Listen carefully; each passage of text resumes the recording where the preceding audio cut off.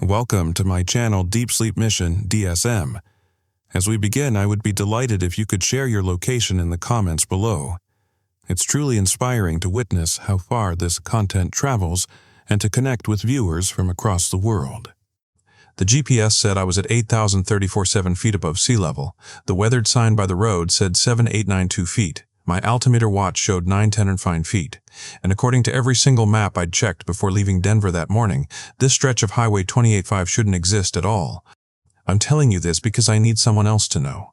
I need someone to understand why I haven't slept properly in 3 weeks, why I sold my car, why I refuse to drive anywhere that requires going through the mountains anymore. But most of all, I need to know if anyone else has seen that town.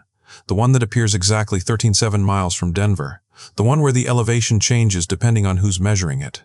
The one that shouldn't be there. If you've driven it, if you've seen what I've seen, please leave a comment. Tell me I'm not losing my mind. Because what happened to me on October 3rd, it's still happening. Every night when I close my eyes. And now, the story begins. The morning started like any other freelance photography gig. Sarah Chen from Colorado Living magazine needed shots of abandoned mining towns for their November issue. Easy money. I'd done it a dozen times before, old wooden structures against mountain backdrops, rusted equipment telling stories of boom and bust, that sort of thing. I left Denver at 5 a.m. sharp. Coffee in the cup holder, camera bag in the passenger seat, classic rock on the radio. The plan was simple: drive out to Fairplay, catch the sunrise over the old structures, then loop back through Buena Vista for some afternoon shots. I'd made this drive before. Many times. But this time, something was different. It started small. Around mile 67, just past Bailey, my phone's GPS flickered. Not unusual in the mountains. Cell towers are spotty, but then it came back showing I was somewhere else entirely. According to the screen, I was simultaneously on Highway 255 and nowhere. Just a blank spot on the map. I pulled over at the next scenic overlook to reset my phone. That's when I noticed the first sign.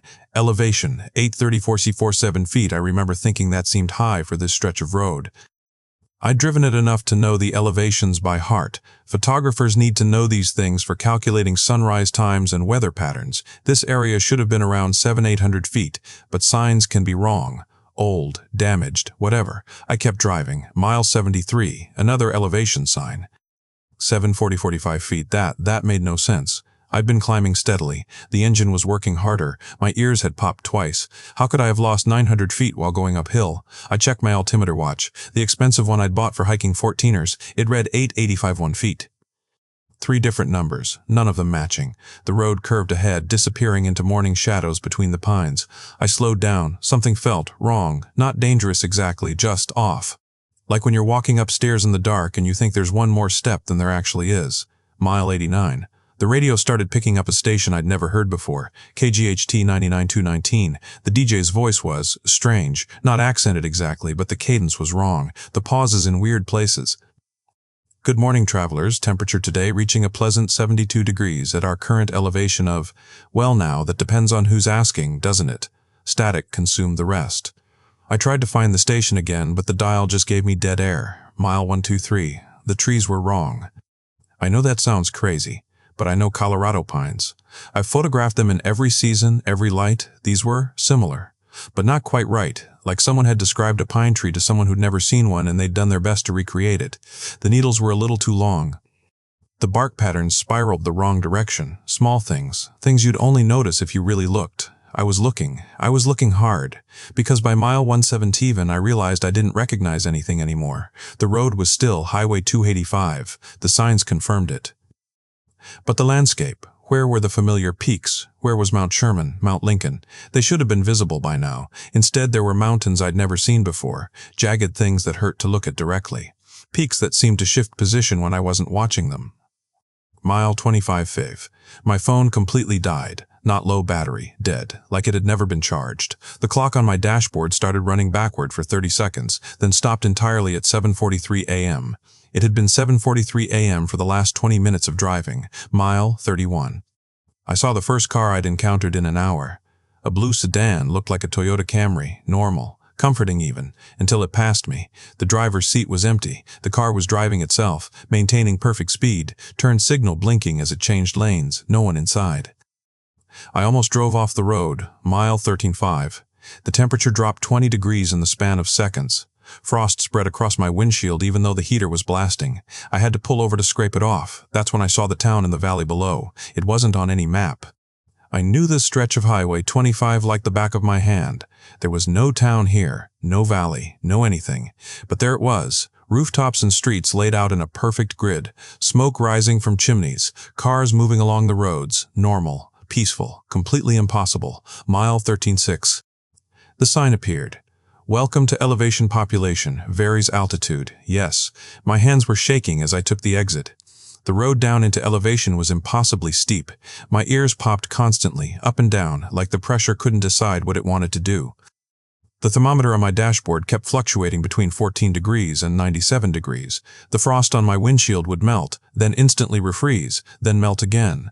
But the town itself looked normal, aggressively normal. A main street with diagonal parking, a diner with neon signs, a small grocery store, a post office, the kind of small Colorado mountain town you'd drive through and forget 5 minutes later, except for the details. The street signs were wrong, not the names, those were typical enough. Oak Street, Main Street, First Avenue. But the letters, sometimes they seemed to shift, like they were written in 2 languages at once and my brain couldn't decide which one to read. I parked outside the diner. Meg's Place, the sign said, or maybe it said Megan's Rest, or Megan's End. It kept changing every time I blinked. I needed answers. And coffee. Definitely coffee. The bell above the door rang as I entered. Normal sound. Comforting sound. The inside looked like every small-town diner I'd ever been in. Red vinyl booths. Checkered floor. Pie case by the register. 3 customers. 3 customers. An elderly man reading a newspaper. A middle-aged woman stirring sugar into her coffee. A teenager in a Broncos jersey picking at scrambled eggs. All normal. All wrong. The elderly man's newspaper was blank. Completely blank. But his eyes tracked across it like he was reading. The woman had been stirring her coffee since I walked in. The same motion, over and over. The spoon never clinked against the cup. The coffee never swirled. The teenager's eggs weren't getting any smaller, no matter how much he ate. Coffee, hon? The waitress appeared beside me, purridly normal. Blonde hair and a ponytail. Name tag, said Deb. Smile a little too wide. Yeah, yes, please. My voice cracked. She poured from a pot that I swear was empty. The coffee that filled my cup was the perfect temperature. The exact color I liked it even though I hadn't added cream yet. You're from Denver. Not a question. How did you... We get a lot of folks from Denver, mile 13.7 and all that. She winked like we were sharing a joke. I don't understand.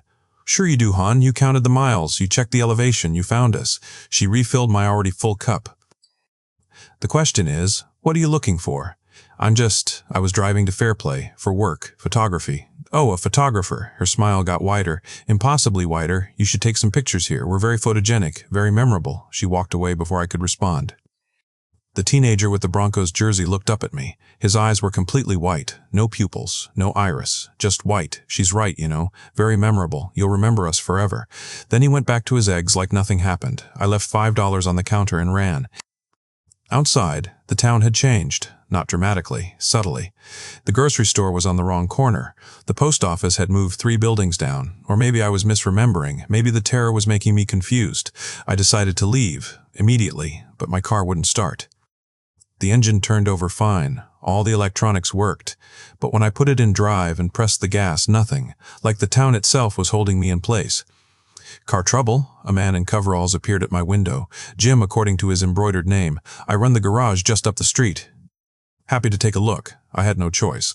I followed Jim to his garage. It looked exactly like every small town garage. Oil stains on the concrete. Calendar with classic cars on the wall. Coffee pot that hadn't been cleaned since the Clinton administration. Let me guess, Jim said, not even looking under the hood. You came from Denver, mile 13.7. Elevation signs not matching up. How did you? Same thing happens to everyone first time through. The town, it needs to get to know you first. Make sure you're the right kind of visitor. He finally popped the hood. Yup, just as I thought. You're asking the wrong questions. What? You keep wondering where you are, what this place is, but that's not the right question. He pulled something from the engine. It looked like a spark plug, but it was pulsing with a faint blue light. The right question is, why did the road bring you here? The road didn't bring me anywhere. I was driving to... The road brings everyone exactly where they need to be. Mile 13.7 from Denver. The elevation that doesn't match any map. He put the glowing spark plug back. Some folks, they pass right through, never even see us. But others, the road knows they need to stop. This is insane. Is it? Jim closed the hood. "Try it now." The car started immediately, but I didn't drive away. I couldn't, because Jim was still talking. "You want to know the truth about elevation? We're the place between places, the town that exists in the spaces maps can't measure. Every mountain town you've ever driven through, we're all of them and none of them. That doesn't make sense." "Sure it does." "You've driven these mountains how many times? You ever notice how sometimes a drive takes 3 hours and sometimes it takes 4, even though you're going the same speed on the same road? You ever wonder where that extra hour goes?" I had noticed that. Everyone who drives Colorado mountains has. "It comes here," Jim continued. "Those lost minutes, those missing miles, they accumulate in places like elevation, towns that exist in the gaps. Why are you telling me this? Because you're going to leave soon. And when you do, you'll either remember everything or nothing. That's how it works." The road decides. I should have left right then, started the car, drove away, never looked back. But something Jim said stuck with me. "Why did the road bring you here? I'm a photographer. I document things. It's not just what I do, it's who I am." And here is a town that shouldn't exist, filled with impossibilities. And my camera bag was sitting right there in the passenger seat. I grabbed my Canon 5D Mark IV, the expensive one, the one that had never let me down. "I wouldn't do that if I were you." Jim's voice carried a warning. "Why not?" "Some things don't like being documented. Some places exist specifically because they're not on any map. But I was already raising the camera. The viewfinder showed Main Street perfectly, the diner, the grocery store, the post office that may or may not have moved. I pressed the shutter. The camera died instantly. Not the battery, the whole thing. Like every circuit fried at once. "Told you," Jim said. "The town doesn't like proof." But I had other cameras, film cameras, older ones that didn't rely on electronics. I pulled out my grandfather's Leica. Full roll of black and white film already loaded. This time I was smarter. I didn't aim at the buildings. I aimed at the spaces between them, the shadows, the alleys, the margins where things might hide. Click. The camera worked, and in that split second when the shutter opened, I saw them. They were in every shadow, every doorway, every window, people but not people. They looked like someone had tried to draw a human from memory but kept getting the proportions wrong. Too many joints in their arms, necks that bent in impossible directions. Faces that were almost right but not quite. They were watching me, all of them, dozens, maybe hundreds. "Oh, you can see them now." Jim's voice had changed, deeper, resonant. "That's unfortunate. What are they? Residents. The real residents were just costumes, masks. Masks. Things they wear when visitors come through." He tilted his head at an angle that made my neck hurt to look at. "Usually visitors can't see through the masks, but you had to go and look in the margins, didn't you?" The teenager from the diner walked by. In the bright sunlight, I could see through his skin like tissue paper. Something else moved underneath, something with too many eyes. "We don't mean harm," Jim continued. "We just exist, in the spaces between, the elevations that don't match, the miles that don't add up. We've always been here. Before Denver, before Colorado, before humans decided to draw maps and measure everything. What do you want? Nothing, everything, to be left alone, to be remembered, to be forgotten." He shrugged, and I heard bones that shouldn't exist clicking together. "Mostly, we just want to keep existing in our impossible space." The film camera was still in my hands. I raised it again. "You really shouldn't," Jim started. Click, click, click. I photographed everything. The impossible angles of the buildings, the shadows that fell the wrong direction. The mountains in the distance that seemed to be breathing. And the things that wore human faces like ill-fitting masks. With each photo, more of the truth revealed itself. The town wasn't just impossible. It was wrong. Fundamentally wrong. Like reality had made a mistake and tried to correct itself, but only made it worse. The diner wasn't a diner. It was something pretending to be a diner based on a description of a memory of a diner. The street wasn't paved with asphalt. It was paved with something that looked like asphalt if you didn't look too close. If you did look close, it had pores. It was breathing, and the sky. The sky was the worst part, because there was something massive moving behind it. Like the blue was just a painted backdrop and something incomprehensibly large was pressing against it from the other side. "You've seen enough." Jim's hand, or the thing pretending to be a hand, landed on my shoulder. "Time to go." But, time, to, go. Each word came from a different mouth that opened in his face. I ran to my car. It started immediately. The road out of town was suddenly clear, obvious, like it had been highlighted just for me. As I drove up the impossible incline, I looked in my rear-view mirror. The town was folding in on itself, buildings sliding together like shuffled cards. The things that had been pretending to be people stood in the street, watching me leave. They weren't wearing their masks anymore. I wish I could describe what they really looked like. But human language doesn't have those words. Human minds aren't meant to process those shapes.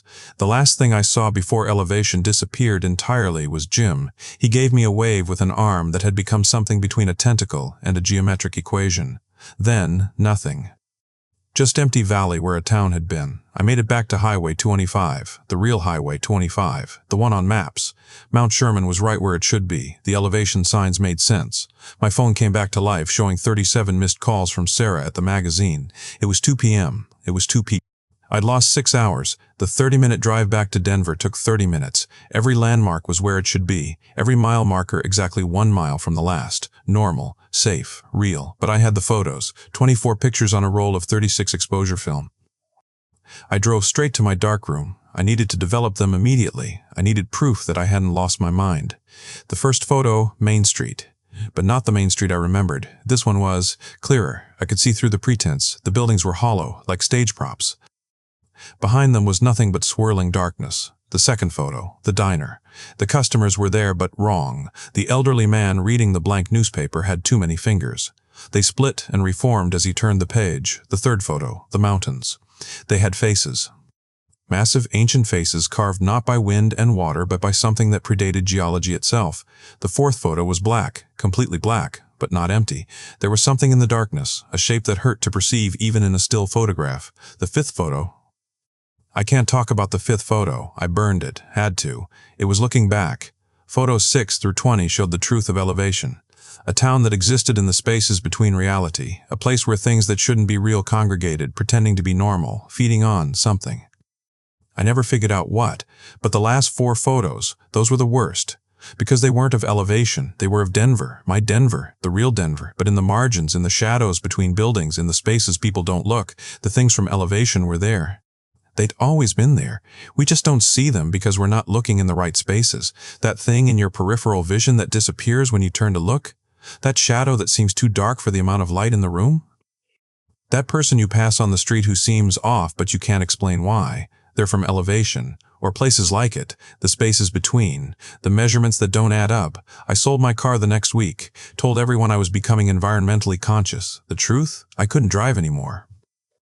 Every mile marker made me count. Every elevation sign made me check. Every small town made me wonder if it was really there or just pretending to be there. I destroyed most of the photos, kept 3. Proof that I'm not insane, or maybe proof that I am. I'm not sure anymore.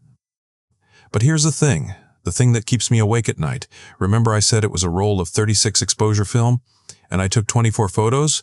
When I developed the roll, all 36 frames had images. The last 12 photos I didn't take. Something else did. After I left, using my grandfather's camera that was sitting in my bag in the car, they're photos of me, driving away, taken from inside my own car. In the last one, you can see the thing sitting in my back seat. It looks almost human, almost. It's smiling at the camera. I've checked my apartment 17 times, looked in every closet, every shadow, every margin. I haven't found it yet. But sometimes I hear something breathing in the spaces between the walls, in the elevation between floors, in the gaps that don't quite add up. Last week, I noticed my apartment number had changed. It used to be 14B, now it's 14PPPPA. The landlord insists it's always been that way. But I remember it was 14PPP. The night before last, I found a coffee cup in my kitchen that I'd never bought. It was sitting in the cabinet, right where I keep mine. Inside was coffee that was still hot, perfect temperature, perfect color. The cup had a message printed on it, "Welcome home, mile 13.7. That's when I truly understood. Elevation doesn't let you go. Not really. You can drive away from it, but it remains embedded in your measurements, your numbers, your counting. It seeps into the margins of your everyday life. I started noticing other things. The elevator in my apartment building sometimes takes 3 seconds to go between floors, and sometimes it takes 7 seconds, but the floors are the same distance every time. A crack in my bathroom mirror that wasn't there yesterday, but somehow I remember seeing it before. The clock on my wall that sometimes runs backward for just a second when I'm not watching it directly. The things from elevation are patient. They're learning how to hide in plain sight, learning how to wear our world like we wear clothes. Mile 13.7 from Denver. The elevation that doesn't match any map. Don't look for it. Don't count the miles. Don't check the elevation signs. But if you do find it, if the road decides you need to be there, take my advice. Don't look in the margins. Don't take pictures. And whatever you do, count the frames on your film before you leave. Because they follow you home, the things from the spaces between. They follow you home and hide in the measurements that don't quite match, in the corners where the walls don't quite meet at 90 degrees. In the minute between 3:33 and 3:33 a.m. that sometimes lasts just a second too long. They're probably in your home right now. You just haven't looked in the wrong places yet. But once you start looking, once you start noticing the spaces between, you can never stop. Sweet dreams. I started researching. Obsessively, there had to be others. People who'd experienced Highway 25 the same way. People who'd found elevation or one of the other impossible places that exist in the gaps. I dug through forums, Reddit threads, obscure travel blogs. Found scattered posts from drivers claiming strange things about Colorado mountain roads, unexplained time losses, elevation signs that didn't match, towns that seemed to exist for only moments before vanishing. Most of the posts were deleted within hours. The accounts went inactive. Then I found the subreddit, RM Missing Measurements. It had been created 4 years ago but only had 3 active members. The posts were fragmented, desperate. Screenshots of impossible mile markers, photos of elevation signs showing numbers that shouldn't exist. One user had posted a video of a town that seemed to flicker between being there and not being there. The last post from that user was timestamped 3 months ago. It's in my measurements now, in the spaces. I can feel it counting me. If you're reading this and you've been to one of these places, it's already inside, already learning your rhythm, your pulse, how to. The post ended mid-sentence. I made contact with the 2 remaining active users. Their responses came almost immediately, like they'd been waiting for someone new to join. Like they'd been expecting me. They called themselves Mileage and Gauge. Mileage wrote, "You're at the phase where you're trying to rationalize it, looking for proof. That phase lasts about 3 weeks. Then you move into the acceptance phase. That's when it gets worse," Gage responded. "It's already in you. Think about it. Every time you count something, your steps, your breaths, your heartbeats, it's listening, learning your rhythm. Once it knows your frequency, it can exist in any measurement you make. It becomes part of your personal mathematics." They explained things I hadn't wanted to understand. The things from elevation don't just exist in the gaps of geography. They exist in any space where measurements don't align. In the lost seconds between clock ticks, in the fractions of miles that accumulate over years of driving, in the space between your pulse and your breathing. There are more of them than there are of us, Mileage wrote, and they're getting better at hiding. They're studying us, learning human behavior from observation. Soon they won't need to wear masks at all. We'll just accept them as part of the world, Gage added. Some of us are trying to fight it. We've been documenting the locations, trying to map the impossible places. There are 17 confirmed sites across Colorado, but the list keeps growing, and they keep spreading to other states. Oregon, Nevada, Wyoming. The gaps are connecting. I asked them what I should do, how I should survive. "You don't survive," Mileage wrote. "You coexist. You accept that part of you is now in elevation, that you'll always carry those 6 lost hours, that your measurements will never be quite right again. You learn to live in the margin." "Stop fighting the coffee cup," Gage advised. "Stop checking for things in your apartment. The more you search, the more you invite them to search back. The more you count, the more they can trace your location. You need to become unmeasurable. Blur your own edges." I asked them what they meant. Gage never responded. But Mileage sent one final message. "Change your routine completely. Don't go to the same places at the same times. Don't follow any pattern. Don't count anything. Not steps, not calories, not days. Become random. Become impossible to track by standard measurements." 3 hours later, Mileage's account was deleted. The subreddit was scrubbed 2 days after that. Completely gone. Like it had never existed. But I'd taken screenshots. I've been trying to follow Gage's advice. I change my routes daily. I refuse to mark time with precision. I eat at irregular intervals. I sleep when I'm tired. Wake when I wake. No alarms. No schedules. No measurements. But it's getting harder, because I can feel myself changing. The way I perceive distance is becoming fluid. I'll drive to my neighbor's apartment, and it will take either 4 minutes or 20 minutes depending on something I can't quite name. My reflection in the mirror sometimes has different proportions, like it's being redrawn in real time. Yesterday, I caught myself doing math in my head without meaning to, calculating the distance between my apartment and downtown, 104 miles, or 106, or 103.7. The numbers kept shifting in my mind like they were being offered as options. That's when I realized something horrifying. I'm not trying to escape elevation anymore. Part of me is already there.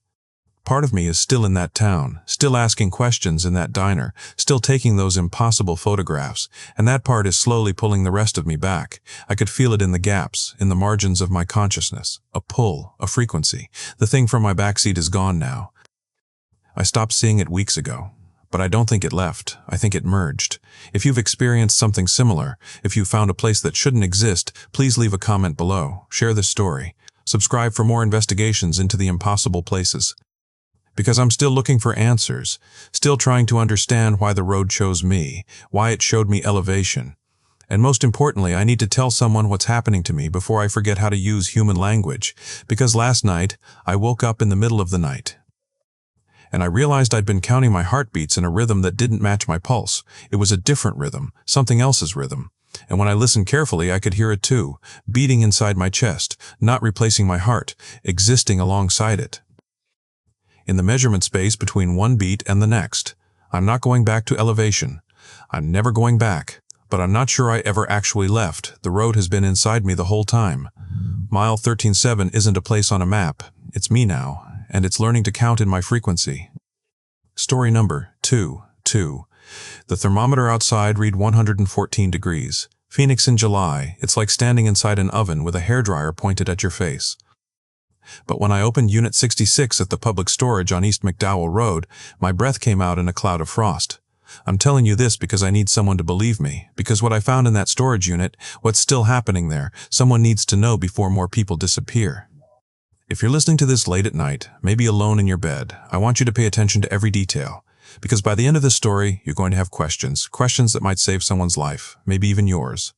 Now, let me tell you exactly what happened.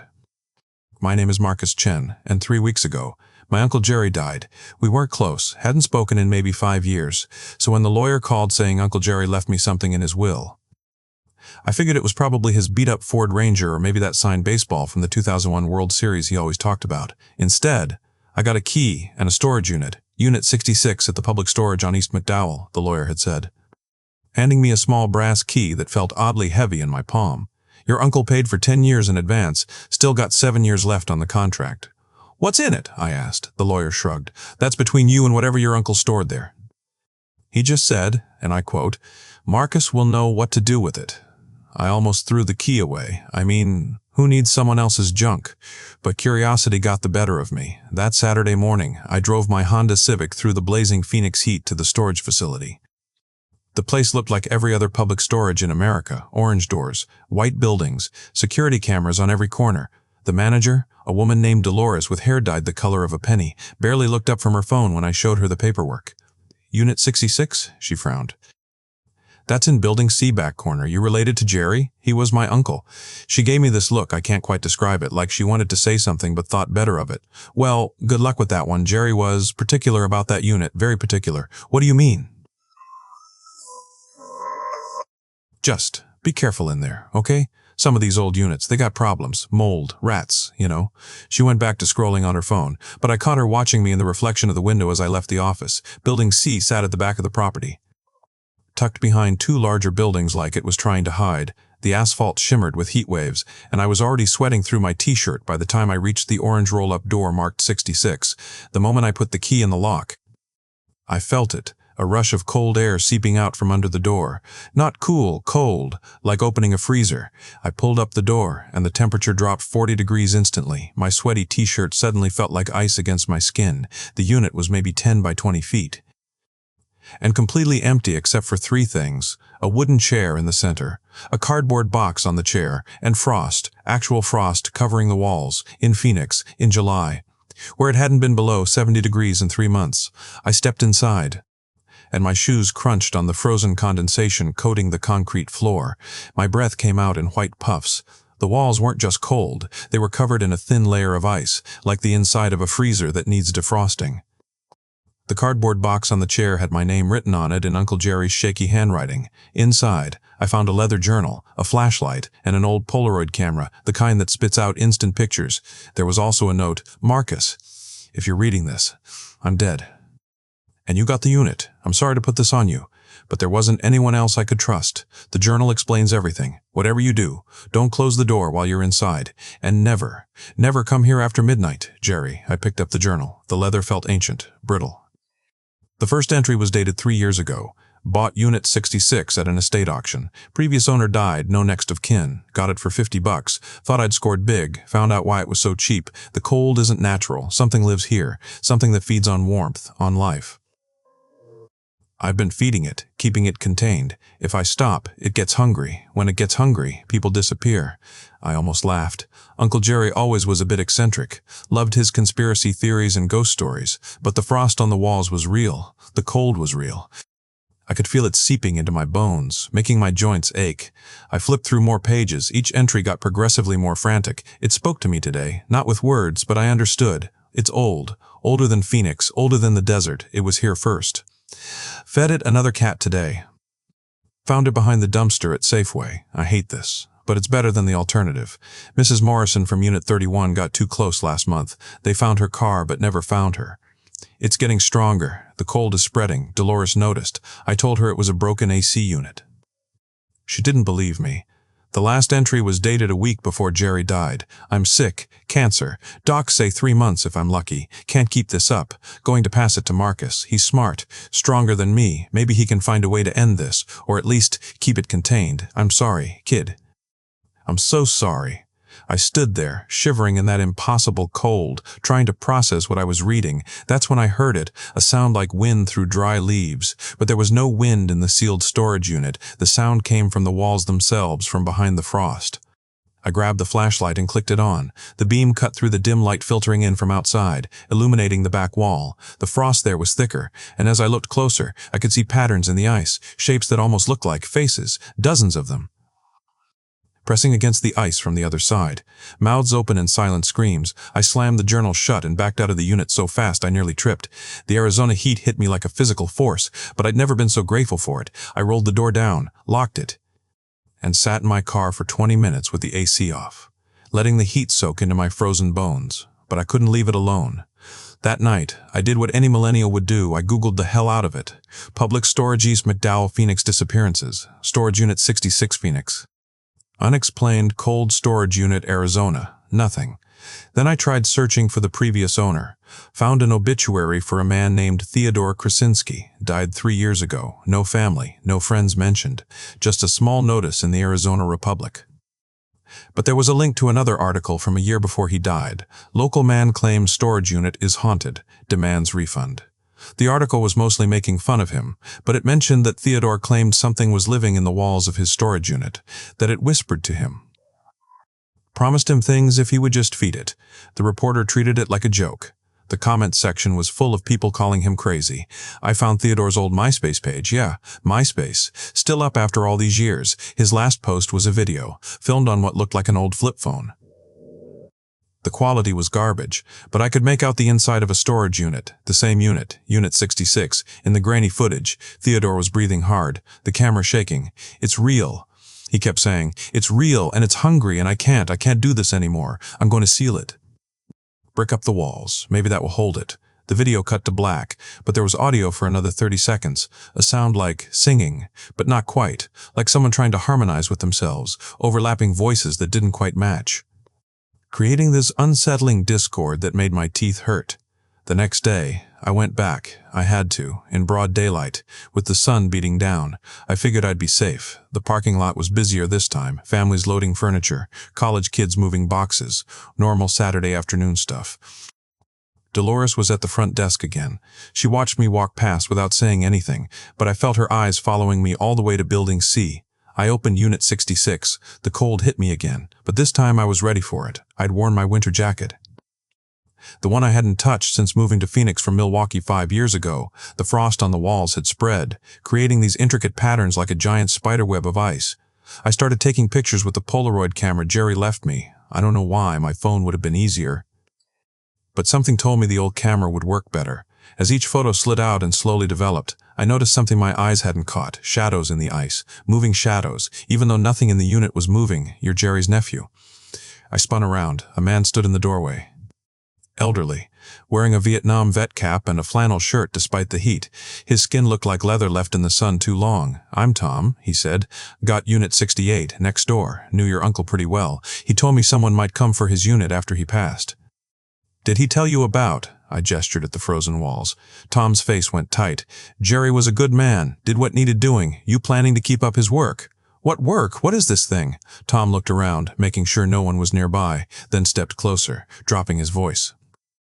Your uncle never told me exactly what it was, but I've been here 15 years and I've seen things. People go missing, always renters from this building. Sometimes they find the bodies, frozen solid, even in summer. Sometimes they don't find nothing at all. He pulled out a crumpled piece of paper, handed it to me. It was a list of names and dates, going back 20 years. These are all the renters who disappeared, Tom said. Notice anything? I scanned the list. The dates were random at first, but then I saw it. They started clustering. Groups of disappearances, then long gaps, then more clusters. The gaps, I said. That's when someone was feeding it. Tom nodded grimly. Theodore figured it out first, started leaving food, animals mostly, roadkill, strays, kept it satisfied for a while, when he died. Your uncle took over. Now it's my turn? Or people start dying again. I wanted to laugh, to tell him he was crazy. But the frost creeping up the walls was real. The impossible cold was real. And deep in the ice, something was moving. What does it eat exactly? I asked. Heat, life. Whatever you want to call it. The warmth that makes living things. Living. Your uncle. He had a system. Every 3 days, he'd bring something, leave it in the unit overnight. By morning, just frozen husks left. And if I don't? Tom pointed at the list. See that cluster at the top? 8 people in 2 weeks. That was the last time someone tried to stop feeding it. That night, I couldn't sleep. I kept thinking about the unit, the cold, the faces in the ice. At 3 a.m., I gave up and drove back to the storage facility. I know Uncle Jerry's note said never come after midnight, but I had to understand what I was dealing with. The facility was different at night. The security lights created harsh shadows, and the desert wind made the metal buildings creak and groan. I used my key card to get through the gate. My footsteps echoed off the concrete as I made my way to Building C. Unit 66's door looked different in the darkness. The orange paint seemed to glow, and I could see my breath even from 10 feet away. The cold was spreading. I unlocked the door, raised it slowly. The temperature inside must have been below 0. Ice crystals floated in the air like snow, and in the back of the unit, where the frost was thickest, something was moving under the ice, pushing against it, testing it. I turned on the flashlight, and that's when I saw her, a woman. Frozen in the wall. Her eyes were open, staring right at me. She was wearing a public storage uniform. A name tag read, Melissa. I remembered that name from Tom's list. Melissa Cartwright disappeared 6 months ago. They never found her body, but she wasn't dead, not exactly. Her eyes tracked my movement. Her mouth opened and closed slowly, like she was trying to speak. The ice around her pulsed with a faint blue light. Then she smiled. Not a normal smile. Too wide, like her face was being pulled by invisible strings. Her lips moved, and even through the ice, I heard her voice, except it wasn't just her voice. It was dozens of voices, all slightly out of sync. Join us. It's so warm here, so warm in the cold. I stumbled backward, nearly dropping the flashlight. More faces appeared in the ice. Men, women, even what looked like a teenager. All of them smiling, those two, wide smiles. All of them speaking with that horrible overlapping voice. Feed us, or join us. Feed us, or join us. I ran. I'm not ashamed to admit it. I ran like hell, rolled the door down, locked it, and drove home breaking every speed limit. But I couldn't let people die. So the next day, I did what Uncle Jerry did. I went to the animal shelter, told them I'd found a dead cat by the roadside, needed to dispose of it properly. They gave me the body, wrapped in a black plastic bag, didn't ask questions. That evening, just before sunset, I went back to Unit 66. The cold seemed eager, pressing against the door. I rolled it up, threw the bag inside, and quickly closed it again, from outside. I heard sounds, crunching, tearing, and then a satisfied sigh that seemed to come from everywhere at once. The next morning, I opened the unit. The bag was still there, but whatever had been inside was now just a frozen husk, drained of everything that had once made it alive, and the faces in the ice had receded, barely visible now. The cold felt less aggressive, almost content. I fell into a routine. Every 3 days, I'd find something. Roadkill mostly. Sometimes I'd buy whole chickens from the grocery store, tell the cashier I was meal prepping. The thing in Unit 66 didn't care, as long as it was fed, but it was getting stronger. The cold was spreading to adjacent units. Tom had to move his stuff to Building A. Dolores started asking questions. And the whispers, I started hearing them even when I wasn't at the storage facility, in my dreams, in quiet moments, always promising, always tempting. We could make you special. We could make you eternal. Just step inside. Close the door. Let us embrace you. 3 weeks into this nightmare, I discovered something in Jerry's journal I'd missed before, a phone number, written in the margin of one of the pages. I called it. A woman answered, elderly, cautious. Who is this? My name is Marcus Chen. Jerry was my uncle. I found your number in his journal. Long pause. You have the unit. Yes, God help you. Her name was Patricia. She was Theodore's sister. She knew about Unit 66, about what lived there. And she knew something else, something Jerry never wrote down. It's not from here. She said when we met at a Denny's on Thomas Road. She was in her 70s, thin, with eyes that had seen too much. Theodore spent months researching, found old Native American stories, Tohono O'odham legends about something that came from the sky, fell in the desert centuries ago. The tribes knew to avoid that spot. When Phoenix expanded, when they built the storage facility, they built it right on top. Can it be killed? Theodore thought so. He was working on something when he died.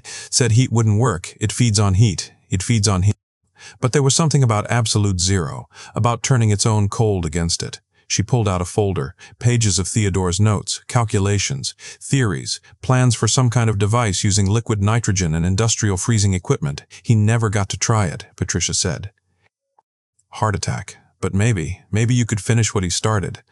I spent the next week studying Theodore's notes. He'd been brilliant, a retired physicist from ASU. His theory was complex, but the basic idea was simple. The entity fed on temperature difference. It created cold to draw in heat, like a vampire sucking blood.